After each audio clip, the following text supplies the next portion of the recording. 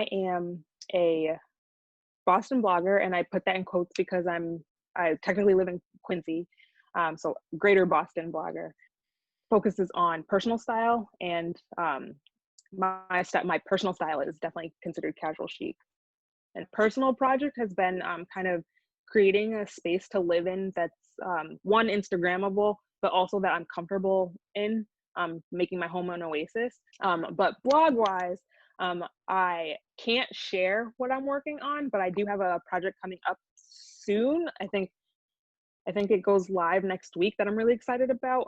It's my first big brand collab in a while, so I'm really pumped about that. Hi guys, welcome back to OOTD Bostonian podcast. I'm Gabriela. And I'm Irene. So today we have a special guest. She is a influencer based in Boston. She have kind of like chic casual style. Who is she? Please welcome her with me, Bethany. Hi Bethany, how are you? Hi, good. How are you? Oh, we are good. Thank you so much for spare your time for today. Would you mind to tell us about yourself? Of course, yeah. So me, I am a Boston blogger, and I put that in quotes because I technically live in Quincy, so greater Boston blogger, who focuses on personal style, and my personal style is definitely considered casual chic, and sharing that is kind of who I am as a blogger. So, talking about casual chic, what inspired you of going that style and that casual? So yeah, so my personal style is just what's comfortable. Like I hate being in a situation and not feeling like I look my best, and that kind of helped me build my confidence and find my voice. So in dressing the way that feels right, you kind of just let that lead to what your style is. How about your recent activity in this new normal? Do you have something new? Like, are you still working at home, or what do you do? So I have recently transitioned into kind of doing the influencer blog thing full time, in part due to COVID, but just other life in general. But with that, I've also taken on kind of changing my role. Before it was outfit, outfit, outfit, outfit, maybe like an occasional lifestyle post based on opportunities that came up. But now it's definitely more, this is my living space. Like, here's my plant, here's what I cooked, here's this, and here's my outfit. And also, given the climate, here's what I'm doing activism wise, et cetera, et cetera. Okay, so with you being digital creator, do you find it hard to be a blogger in Boston? And how do you overcome obstacles when it comes to blogging and everything? Can you tell us about that? So, yeah, of course. So when it comes to blogging in Boston, the biggest obstacle is a lot of the opportunities that you see are in New York or in San Francisco or in LA. So it's being proactive to make sure that you're reaching out to brands and you're reaching out to people in those places to kind of gain a following and establish a voice within that community. Because a lot, like, I mean, don't get me wrong, Boston has its own PR firms. So you can make connections in Boston, and you can find other bloggers and build that relationship. But the community in Boston, even though there's a lot of us, it's still much smaller than it would be if you were in New York or if you were in LA. Or even Chicago, I think, has a really big population of influencers. So that's been like the biggest struggle for me, is just trying to keep up with the Joneses when you're not where the Joneses are. Yeah, that's true. Like, Boston is still small if you compare to New York or LA. How about like now we figure out that you also love photography. Like, when did you learn? So like, I know it seems like the photography came after the blogging, but I kind of started before. Like in high school, there was a digital photography class, and I took that. And this was back when MacBooks were or not even MacBooks, Mac computers were the big bubble thing with the cool blue or the hot pink. And so the digital cameras were a lot different back then, but that's where it kind of sparked my interest. I loved taking photos and like capturing people and capturing moments. And then that kind of died down. But then in college, I majored in English and then minored in art. And like art history, while I appreciate it, it was like I don't retain that kind of information well. So I kind of focused on photography. So I traveled and took photos that way, and I was very artsy with it. But that kind of became like a, not a side hustle, but like a hobby. Like it was very artsy. And then when I started blogging, I realized that I could take that passion that I had for photography and really hone it in on the parts of photography that I loved and help me to do that for my blog. So I took some refresher courses, like there's a blog life course that you could take and things like that. There's just different things. So I Googled a lot, I researched a lot. I watched other influencers who are really excel at photography and kind of just learned like which cameras to invest in, which lenses are the best for influencers, which lenses are the best for outfits versus portraits and things like that. So you kind of just run with that, and that's been fun. And like I know, like when I go to post my stories, instead of just like being like, I'm gonna use my phone and take a picture real quick, which sometimes you have to do, but like I'll take out my camera and make it like a whole thing, and it's like that's a little extra, but it sometimes they come out beautiful, and hopefully that inspires people to kind of do that as well. Okay, so talking about blogging and your love of photography, what do you want to represent in your like IG or your blogging and your, doing a social media thing? Like, what do you want people to see when they click on your Instagram or anything about it?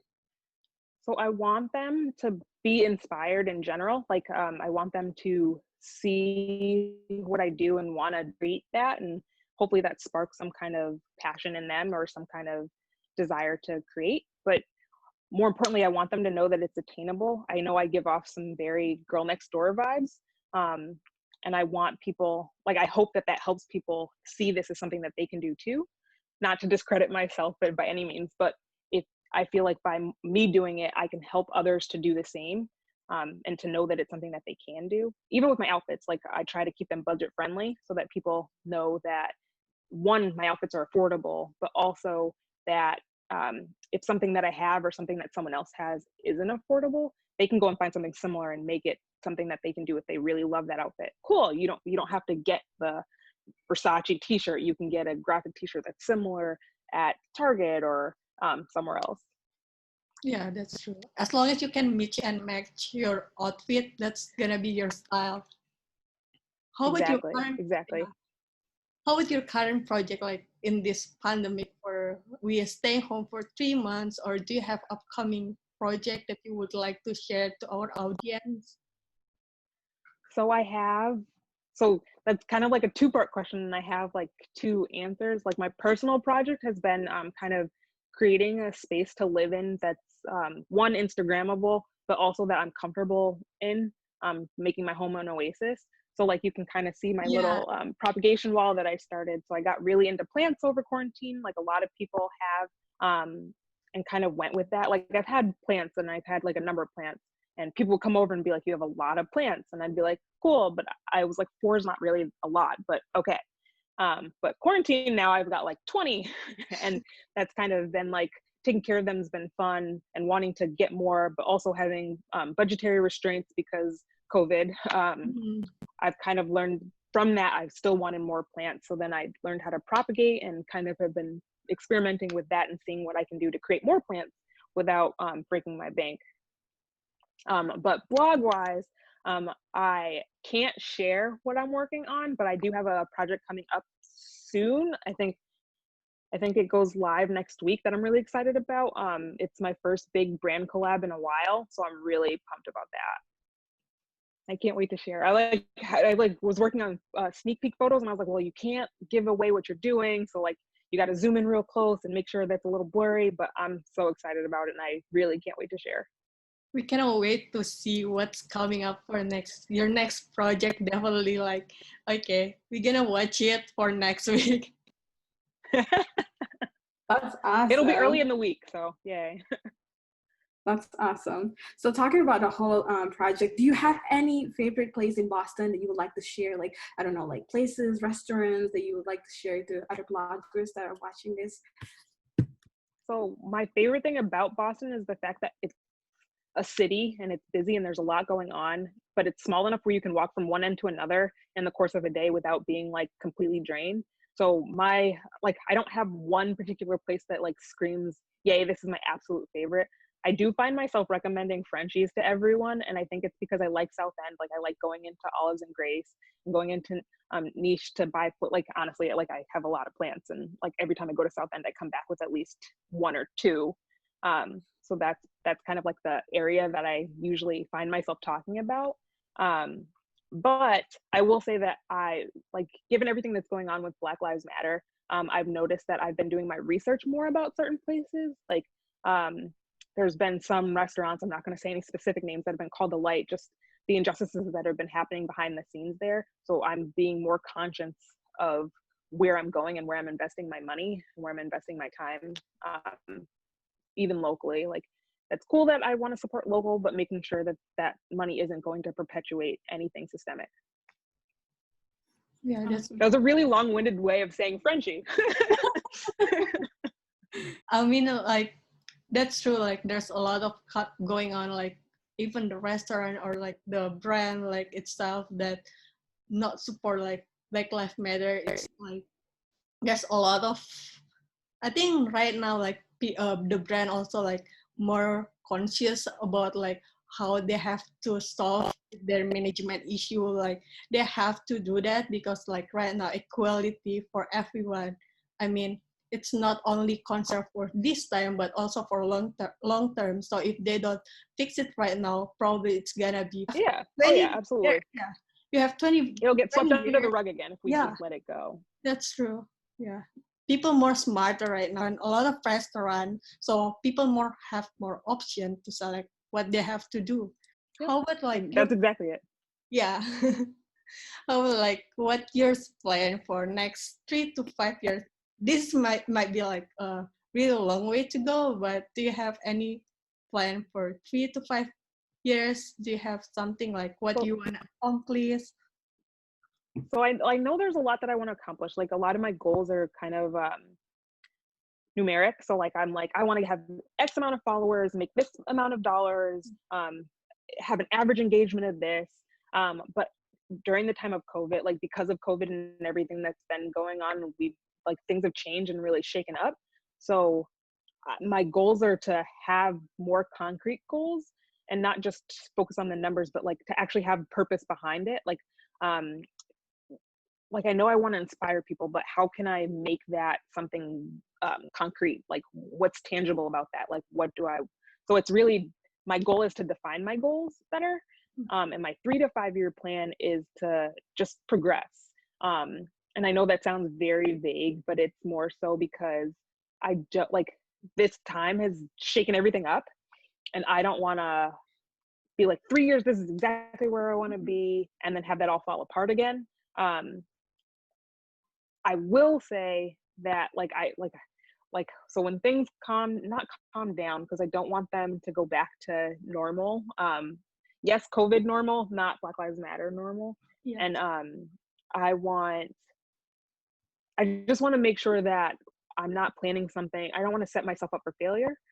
So a lot of reevaluating is going to be taking place, and just making sure that my goals are realistic. Awesome. So one last question. Do you have anything to say to new influencer or people who just started to, get into like blogging and like Instagram, if you would say? So do you have anything to say, like any insight? I feel like there's like 5 million different things popping in my head that I want to say. So I'm going to stick with like the first thing is, if you're thinking about starting out and you're kind of like you have your Instagram, like pretty much everyone has Instagram anyways, and you're like, I think I want to be an influencer, I want to start blogging and doing X, Y, and Z, is just to start. I know personally, I've been like, I'm going to start a YouTube, I'm going to do this, I'm going to do that, and then not start. And years later, I still don't have like an active YouTube channel. So just really start somewhere, do your homework, research, figure things out, ask people questions, get stuff done. So do it. Well, awesome. Thank you so much for your time. Thank you for sharing to our audience. Yeah, thank you for having me.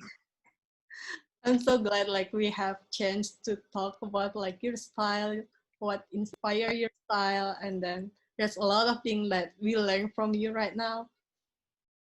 'Cause I think a lot of people probably interesting, you know, and they want to know what kind of like, you know, style you're going for and anything. So I think this is one of the best ways Yay. the girls know. Thank you so much again. Thank you. Have a Yeah. wonderful day. Thank you. Talk to you soon.